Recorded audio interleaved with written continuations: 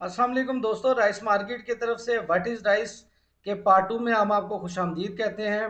जैसा कि पार्ट 1 में हमने जिक्र किया कि चावल की कारोबारी मुख्तलिफ डायमेंशंस के बारे में हम जिक्र करेंगे, आपको बताएंगे कि चावल के अंदर कौन कौन से कारोबारी मौके मौजूद होते हैं।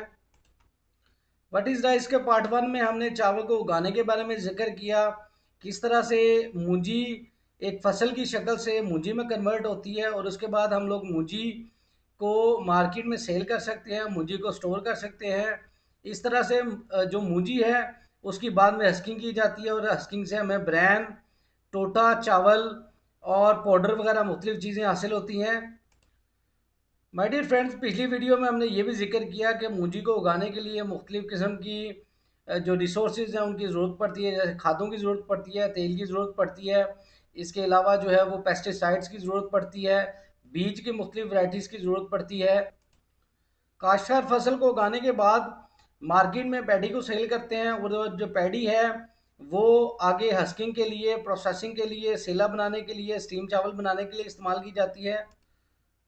मूंजी से मुख्तलिफ किस्म की चीज़ें हासिल होती हैं, जैसे मूंजी के तो निकलते हैं, मूंजी का पाउडर भी निकलता है जिसको हम ब्रैन भी कहते हैं। इसके अलावा सफ़ेद चावल निकलता है, सेला निकलता है, स्टीम चावल निकलता है और इसके साथ साथ टोटा चावल भी निकलता है जो कि मुख्तलिफ जगहों पे मुख्तलिफ तरीक़ों के साथ इस्तेमाल किया जाता है। दोस्तों, चावल से जो सबसे हल्की प्रोडक्ट निकलती है उसको हस्क या तो कहते हैं। ये जो तो होते हैं ये ड्रायर के तौर पे इस्तेमाल किए जाते हैं, जैसे मुर्गी के फार्म होते हैं वहाँ पे ये ड्रायर के तौर पे जानवरों के नीचे बिछाने के लिए इस्तेमाल किए जाते हैं, उनको गर्माइश देने के लिए इस्तेमाल किए जाते हैं। इसके अलावा इनको जला के हीट प्रोड्यूस की जाती है और बॉयलर को गर्म करने के लिए भी इनको इस्तेमाल किया जाता है। दोस्तों, जो हस्क होता है उसको तो भी कहते हैं।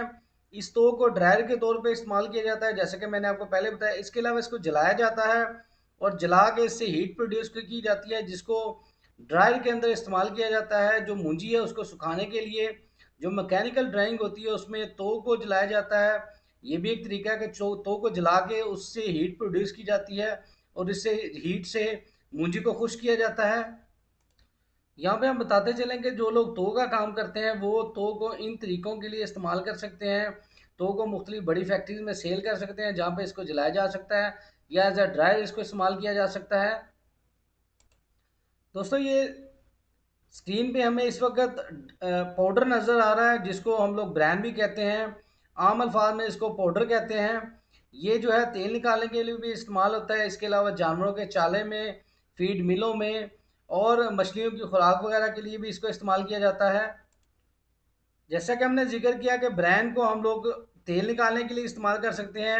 इसके अलावा मछलियों के चारे के लिए इस्तेमाल किया जा कर सकते हैं और बड़े जानवरों की फीड के लिए भी हम ब्रांड को इस्तेमाल करते हैं, क्योंकि इसमें बहुत ज़्यादा प्रोटीन्स और बहुत ज़्यादा जो है खसूसियात, विटामिन और कार्बोहाइड्रेट्स शामिल होते हैं, जिसकी वजह से ये जानवरों के लिए बहुत फ़ायदेमंद होता है। तो माय डियर फ्रेंड्स, अगर आप ब्रांड का काम करते हैं, अगर आप पाउडर का काम करते हैं, तो पाउडर को दर्ज झैल तरीक़ों से इस्तेमाल में ला सकते हैं। उसको फीड मिलों में सेल कर सकते हैं, उसको मछली फार्म पे सेल कर सकते हैं या उसको तेल निकालने वाली कंपनीज को भी सेल कर सकते हैं। आप इस वीडियो में गौर कर रहे होंगे कि हम आहिस्ता आहिस्ता आगे बढ़ते जा रहे हैं, क्योंकि पहले हमने चावल को उगाने के बारे में बात की, फिर हमने चावल की जो बाय प्रोडक्ट्स है, सबसे जो छोटी बाय प्रोडक्ट है तो या हस्क जिसे कहते हैं, उसके बारे में बात की। फिर अब हमने ब्रांड के बारे में बात की। हम आहिस्ता आहिस्ता आगे बढ़ते जा रहे हैं और चावल के कारोबार में जो वसअत होती है उसको हम लोग कवर करते जा रहे हैं। दोस्तों, जो ब्रांड या पाउडर होता है इसके अंदर मुख्तलिफ खसूसियात होती हैं, जिसकी वजह से ये इसका जो तेल है ये भी मुनफरिद होता है और इसमें जो न्यूट्रिशंस पाए जाते हैं वो भी बहुत आला होते हैं, जो कि दुनिया में बहुत ज़्यादा एक्सेप्ट किए जाते हैं। इनके बारे में हम थोड़ा सा सीखते भी हैं कि इनमें कौन कौन से न्यूट्रिशंस ब्रांड में मौजूद होते हैं या पाउडर में कौन कौन से न्यूट्रिशंस मौजूद होते हैं। तो दोस्तों, जो ब्रान ऑयल होता है ये सेहत के लिए बड़ा मुफीद होता है। उसकी एक बहुत अहम वजह ये होती है कि उसमें जो फैट होता है वो सैचुरेटेड फैट होता है, यानी वो कोलेस्ट्रॉल लेवल को बढ़ने नहीं देता। अगर बाकी तेल इस्तेमाल करने से आपका कोलेस्ट्रॉल लेवल बढ़ जाता है, तो ब्रांड का तेल इस्तेमाल करने से आपका कोलेस्ट्रॉल लेवल बढ़ता नहीं है। कोलेस्ट्रॉल लेवल आप जानते हैं कि तेल की वजह से जो हमारे खून में कुछ ऐसे मौलिक असरात आना शुरू हो जाते हैं जिसको हम लोग कोलेस्ट्रॉल का बढ़ना भी कहते हैं। लेकिन जो ब्रान ऑयल होता है, चूंकि इसका जो फैट है वो सैचुरेटेड फैट होता है, इस वजह से ये कोलेस्ट्रॉल लेवल को बढ़ने नहीं देता। यही वजह है कि दुनिया में जो राइस का ब्रान ऑयल है उसकी बहुत ज़्यादा मांग है और लोग इसे बहुत ज़्यादा पसंद करते हैं। इसके अलावा जो ब्रान है उसके अंदर फैट मौजूद होते हैं, कार्बोहाइड्रेट्स मौजूद होते हैं, प्रोटीन मौजूद होते हैं और विटामिन भी मौजूद होते हैं। ब्रान में हम बताते चलें कि विटामिन B1, B3, B5 और B6 मौजूद होते हैं। जब हम ब्रांड को फीड मिल्स पे सेल करते हैं तो वो प्रोटीन के लिए, आपको पता है कि गोश्त का बहुत सारा हिस्सा प्रोटीन पर मुश्तमिल होता है, तो ये जानवरों को चारे के तौर पे देते हैं जिससे उनके जिस्म में भी प्रोटीन शामिल होता है। इसके अलावा ब्रांड के अंदर जिंक, आयरन, मैग्नीज और फास्फोरस भी शामिल होते हैं। दोस्तों, जो ब्रांड की एक बहुत बड़ी खसूसियत है वो ये है कि इसके अंदर फाइबर मौजूद होता है, और फाइबर जो है, आप जैसा कि आप जानते हैं कि ये कब्ज़ को या कॉन्स्टिपेशन को कम करने में मददगार साबित होता है।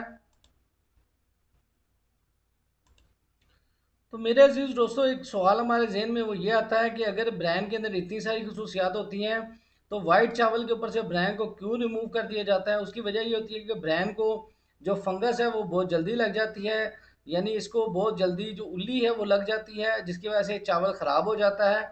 इस वजह से जो मिलर है ये ब्रांड को फ़ौरन ही रिमूव कर देते हैं, ताकि जो चावल है उसको लंबे अरसे तक स्टोर किया जा सके, उसकी जो लाइफ है वो बढ़ जाए, इसलिए वो ब्रांड को फ़ौरन ही वाइटनर के जरिए रिमूव कर देते हैं।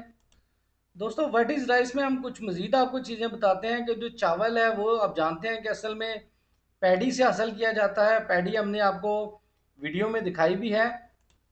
ये आपको स्क्रीन पे पैडी नज़र आ रही है, इसको धान भी कहते हैं, इसको मूंजी भी कहा जाता है। इससे असल में चावल हमें हासिल होता है।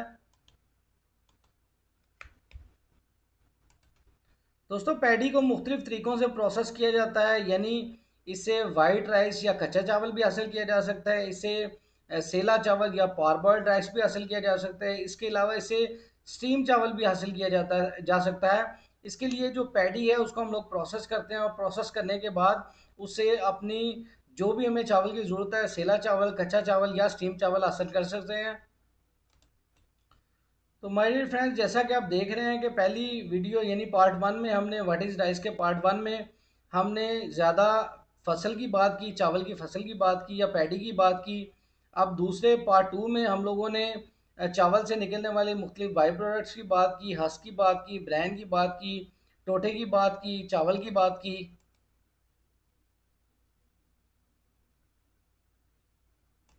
तो इसी तरह जो जो हम आगे बढ़ते जाएंगे तो हम लोग चावल के अंदर, चावल की फील्ड के अंदर मुख्तलिफ जो मौके होते हैं, मुख्तलिफ कारोबारी मौके होते हैं, उनकी पे बात करते जाएंगे, यहाँ तक कि हम लोग एक्सपोर्ट पे पहुँच जाएंगे, और एक्सपोर्ट पे भी जो उसकी चीधा चीधा बातें हैं, एक्सपोर्ट किस तरह से होती है उस पर भी डिस्कशन करेंगे।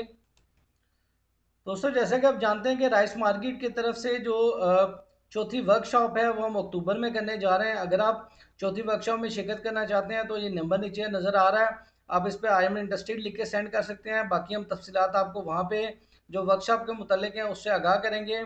इसके अलावा अगर आप चावल के बारे में सीखना चाहते हैं तो उसके लिए भी आप इस नंबर पर रब्ता कर सकते हैं। जैसा कि आप जानते हैं कि चावल के काम में मुख्तलिफ चावल की पहचान, मूंजी की पहचान, इसके अलावा चावल के मुख्तलिफ प्रोसेसेस होते हैं जिनको समझना बहुत ज़रूरी है। उसके बगैर अगर आप चावल की फील्ड में जाते हैं तो बहुत ज़्यादा चांसेस हैं कि कोई आपको धोखा दे सकता है, इसलिए इसके बारे में समझना बहुत ज़रूरी है। दोस्तों, नबी आखिरुज़्ज़मा हज़रत मोहम्मद सल्लल्लाहु अलैहि वसल्लम पर दरूद भेजें, दुआओं में हमें याद रखें। इसके अलावा अपना काम मेहनत, लगन और नेक नीति के साथ करें। दोस्तों, जैसा कि हमने जिक्र किया कि चावल की फील्ड एक टेक्निकल फील्ड है, इसमें बगैर रहनुमाई के चलना और बगैर रहनुमाई के आके काम शुरू कर लेना आपके लिए कुछ थोड़ा सा ज़िम्मेदारी का काम हो सकता है। इसलिए ज़रूरी है कि आप उसके लिए बहुत ज़्यादा सीखें, अंडरस्टैंडिंग करें।